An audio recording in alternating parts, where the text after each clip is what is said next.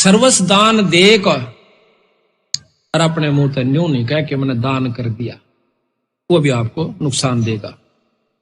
ना कीजिए, लेकिन करके ये मत कह दीजिए कि मैंने बहुत ये जितना दे दिया, वहां हम कुछ नहीं कर सकते। सेवा करके भी अभिमान हो सकता है कि मैंने दिन रात सेवा करी।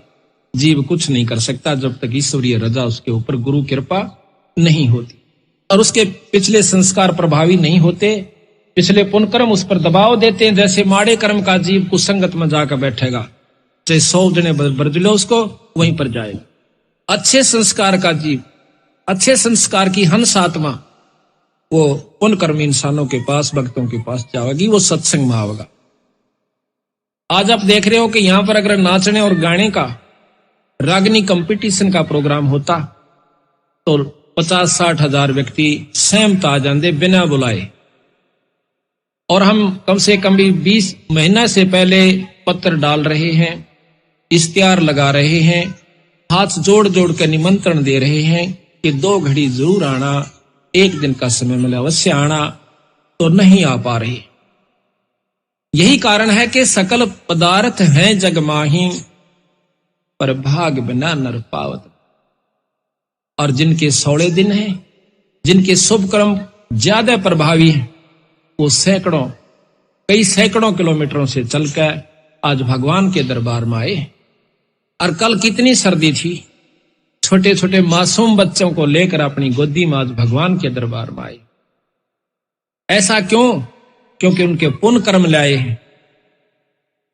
और जिनके माड़े कर्म है वो मनमाने को रिश्तेदार आ जा और उन ले जावा किता कह देगा भैंस मोल लेनी सही, मैंने दिवा के ला।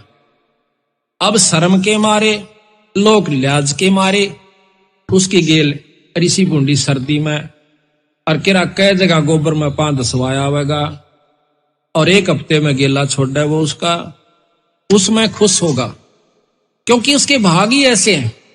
उसकी सच्ची लगन नहीं बनी, भाग अपने हाथ होते हैं बनाने कुछ, अपनी सच्ची तड़फ बनावे परमात्मा।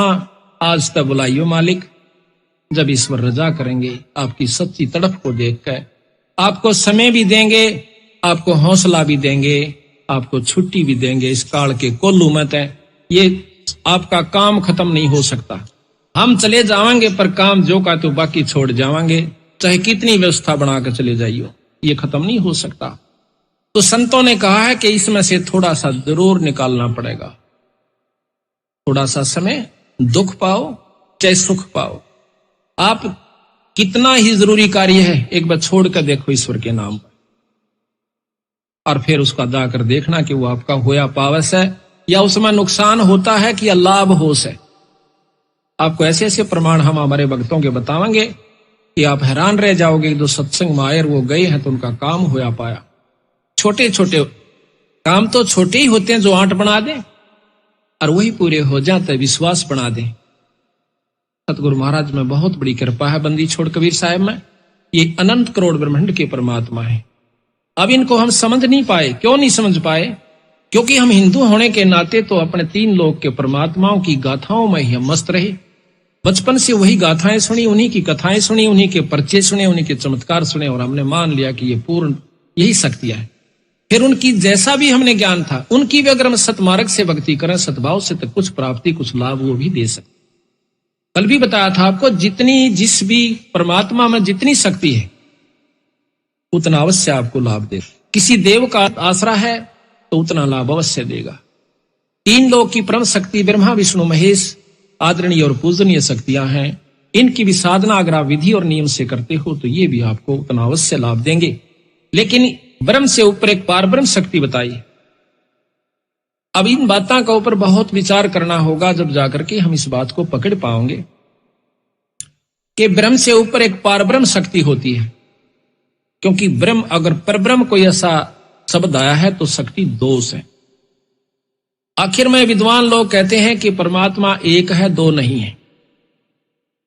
परमात्मा एक है। परमात्मा की परिभाषा भी भिन्न है। परम कहते हैं श्रेष्ठ आत्मा, उत्तम आत्मा। परमात्मा विष्णु जी भी हैं, परमात्मा शंकर जी भी हैं, परमात्मा विष्णु भगवान भी हैं, ब्रह्मा जी भी। परमात्मा देवी अष्टंगी माई भी है और परमात्मा निरंजन ब्रह्म भी है, ज्योत निरंजन जिसे कहते। पर इनसे परमात्मा एक परब्रह्म शक्ति है, परब्रह्म से ऊपर एक पूर्ण ब्रह्म परमात्मा है। परमेश्वर शब्द को आप ले लीजिए, ईश नाम मालिक का होता है, ईश बहुत है। उसके बाद ईश्वर, उस ईश से भी श्रेष्ठ शक्ति, वर श्रेष्ठ को भी कहते हैं, वर पति को भी कहते हैं। उस परमात्मा यानी ईष्ट भगवान का भी, ईश का भी ईश ईश्वर हुआ। फिर परमेश्वर यानी उस ईश्वर से भी एक परम शक्ति है जिसको परम ईश्वर कहा। जब परम शब्द लगा है ईश्वर के साथ तो उससे बड़ी शक्ति है, उससे भिन्न शक्ति है। अब दादा और परदादा, दादा से ऊपर उसका पिता जो है परदादा कहलाता है। तो जब पूर्ण ब्रह्म आया है तो ब्रह्म इनकम्प्लीट ब्रह्म भी है, अधूरा ब्रह्म भी है कोई। ये जीव भी ब्रह्म है पर यह पूर्ण ब्रह्म नहीं। ब्रह्मा विष्णु महेश भी ब्रह्म है परंतु पूर्ण ब्रह्म नहीं है। ज्योत निरंजन भी ब्रह्म है पर यह पूर्ण ब्रह्म नहीं, पर हमसे उत्तिष्ठ है, जीव से उत्तम शक्ति के ब्रह्म है। इनसे ऊपर कबीर साहब ने गरीबदास जी ने बताया कि एक पूर्ण ब्रह्म शक्ति, परब्रह्म से ऊपर एक पूर्ण ब्रह्म शक्ति और है।